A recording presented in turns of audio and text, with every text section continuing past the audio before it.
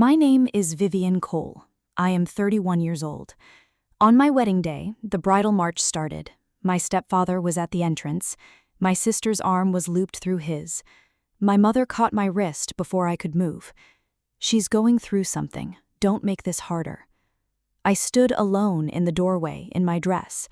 Then a man stepped forward from the edge of the corridor, silver at his temples, dark suit. He held out his arm without a word. I didn't recognize him, but something in me knew before the rest of me caught up. And when my stepfather turned and saw who was walking me down that aisle, the blood left his face completely. Before I tell you who that man was, make sure to like and subscribe to the channel, and tell me your country in the comments.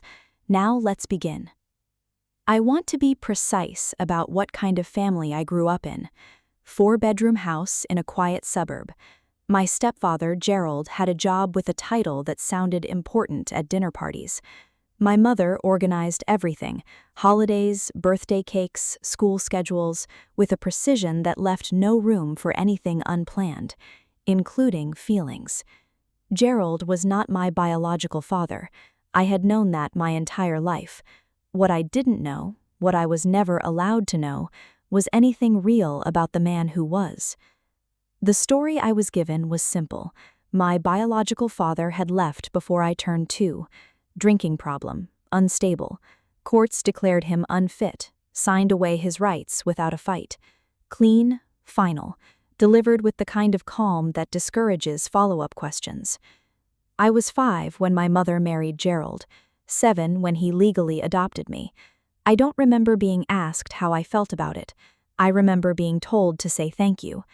My sister came along when I was 8. She arrived the way some children do, as a soft reset for everyone else. Gerald smiled more, my mother laughed more, and I began to understand, without fully having the words for it, that my function in this family was different from hers. She was loved, I was managed. It took me a long time to find the right word, but that's what it was. I left for nursing school at 18 and never moved back. Not dramatically, it was simply obvious, the way some things are, once you've been outside long enough to see the shape of what you left. I became an ICU nurse, the kind of good that comes from learning very early how to read a room, how to stay calm when everything is failing, how to hold someone's hand without making it about yourself. The wards taught me a lot, but honestly, I'd learned most of it before I ever set foot in a hospital.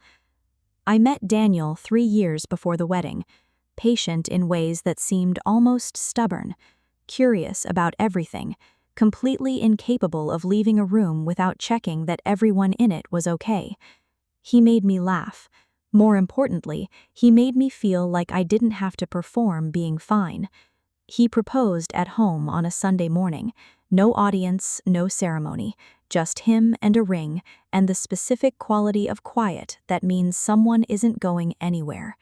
I said yes immediately. Wedding planning was where things started to crack. My mother was eager to help. Gerald offered to pay for the venue, which seemed generous, until I realized it meant he expected to be consulted on every decision. My sister assumed she would be a bridesmaid, then effectively co-planner. I agreed to more than I should have, the way you do when you've spent your whole life calculating how much peace costs. But I held one thing. I asked Gerald to walk me down the aisle. He said yes, no hesitation, no conditions, and he looked in that moment like the father I had spent 31 years trying to believe I had. I built the entire ceremony around that yes. In the weeks before the wedding, Daniel would sometimes get a look on his face when we talked about my family, a careful stillness, like someone balancing something he didn't want to spill. I caught it and asked what was wrong. Nothing, I just love you. I let it go each time. I had enough to manage. I didn't know then what he was carrying. Here is what I knew about Thomas Wells. I was told his name exactly once by accident. I was 9, going through a hall closet looking for scissors. I found a manila envelope with a return address I didn't recognize, addressed to my mother in handwriting I'd never seen. Gerald came around the corner and took it from me in one smooth motion. He didn't yell. He just looked at me and said, "That's not for you." That night I asked my mother who Thomas Wells was. "He was nobody," she said. "The way you say a word you don't want to give weight to." At 14, I tried again. She sat across the kitchen table from me and said my biological father had been a difficult man, that the courts had looked at everything and decided in my best interest, that Gerald was my father now, and had been since I was 7. She wasn't cruel about it. She was just closed, the way someone is when they've been practicing closing for years. I stopped asking. Here is what actually happened. I learned it in pieces. Thomas Wells and my mother met in the early 90s. Together 3 years. Happy in the quiet, ordinary way that doesn't make for good stories because nothing goes wrong. I was born in 1993. Thomas was there. Present. Consistent. Apparently joyful. He built my crib himself from a flat pack kit he bought at a hardware store and spent an entire weekend assembling. I didn't know that until I was 31. They separated when I was nearly 2. Thomas stayed involved. He drove across the city every Friday to pick me up without fail. He sent child support before he was legally required to. He was, by every measure that exists, trying. Then Gerald appeared. When I was 6, Gerald pursued full legal custody. The stated grounds were that Thomas was an unfit parent. The evidence included testimony from 2 witnesses who described him as erratic, alcohol-dependent, occasionally threatening. Those witnesses were lying. I didn't know that for 25 years. Thomas, who couldn't afford the attorney Gerald had hired, sat in that courtroom and watched the portrait of himself being painted wrong, and couldn't stop it. He lost custody. He lost visitation. He lost his parental rights. Stripped on the basis of a fabricated record. He was erased. Legally. Officially. Completely. He never stopped trying to find me. He hired an investigator who tracked an address. Letters were sent. They were intercepted. He wrote for years afterward. He kept copies of everything in a shoebox. 8 months before my wedding, my mother came to my kitchen and told me everything. She sat across from me and cried. Not dramatically, just steadily. The way people cry when they've held something so long that the weight has become part of them. She said, "I found out about the false witnesses in 2007. Gerald told me himself. He thought it would make me feel secure. I've been living with it for 18 years. I'm sorry," she said. "I know that's not enough." She was right. It wasn't enough. But it was the first true thing she had ever told me about any of this. And it changed everything that came after.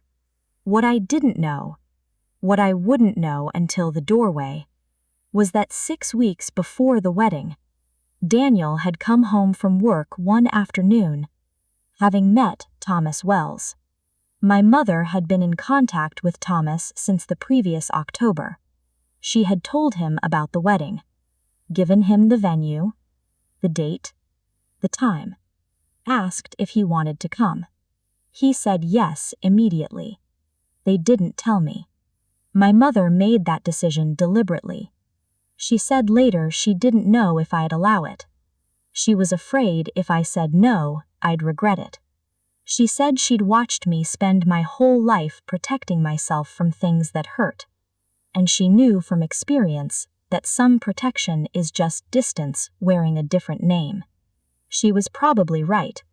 I probably would have said no, and I probably would have regretted it. The night before the wedding, Daniel held my hands and said, "There are things in motion that I think are going to be okay. I need you to trust me." I stared at him. That is the single least reassuring sentence you've ever said to me. He almost smiled. I know. I'm sorry. Just trust me. Okay, I said, because I did trust him, but I didn't sleep well. The morning of, my mother brought me tea without being asked, held my hands a moment longer than necessary when she handed me the cup. She looked at me like she was memorizing something. You look beautiful, she said. Mom, what's going on? Nothing. I love you. That's all. The bridal march started. Gerald was at the entrance, my sister beside him, her arm looped through his, her head tilted the way it always did when she wanted to look fragile. And then I understood what was happening. My mother stepped close, caught my wrist. She's going through something. Don't make this harder. I stood alone in the doorway in my dress, and for a moment I was 9 years old again, holding a manila envelope and being told it wasn't for me. Then a man stepped forward from the edge of the corridor, late 50s, silver at his temples, dark suit that looked like he'd bought it recently and carefully. He held out his arm without a word, no explanation, no apology, just the offer, steady and quiet, like he'd been rehearsing it for years. Something in me knew before the rest of me caught up. I took his arm. When Gerald turned from the aisle and saw who was walking beside me, the blood left his face completely. The ballroom went still. The music kept playing, and we walked. I don't remember every step. I remember the weight of the bouquet. I remember the sound of the room. I remember Thomas at the end of the aisle, the way his face did something complicated and tender when he saw us coming. I remember getting to the front. Thomas leaned close and said very quietly, "I've been trying to get here for a long time." I couldn't speak, so I just squeezed his arm. Gerald left before the reception ended. He didn't say goodbye to me. My mother sat with Thomas at a corner table for over an hour. I watched them from across the room. I don't know what they said, but she was crying and he was nodding, and at one point she put her hand on the table and he covered it with his. Daniel found me watching, put his arm around my shoulders. "I'm sorry I kept it from you," he said. "I didn't want to take the decision away from you, but I also didn't know how to ask you something that big in the middle of everything else." I leaned into him. "You knew before I did." "Your mom called me," he said. "She needed someone to help make sure he got in the door. She wasn't sure she could do it alone." I looked at him. "You are a very strange and very good man." He kissed my temple. "You looked beautiful walking down that aisle." "I had a good partner," I said. Thomas and I have met 4 times since the wedding. We have coffee. We talk carefully. We are 2 people who missed 29 years and are navigating the geometry of that with honesty, if not always ease. He still has the drawing. He brought it to our second meeting in a clear sleeve and set it on the table between us without saying anything. A house with a sun in the corner, 2 stick figures standing in front of it, one small, one tall. The tall one had a caption underneath in the crooked handwriting of a 4-year-old, "My dad." I'm not telling this story because it ended perfectly. I'm telling it because I spent 31 years believing a story someone else wrote about me. And the day I finally let someone hand me something real, even in a doorway, even without warning, it changed what I thought was possible.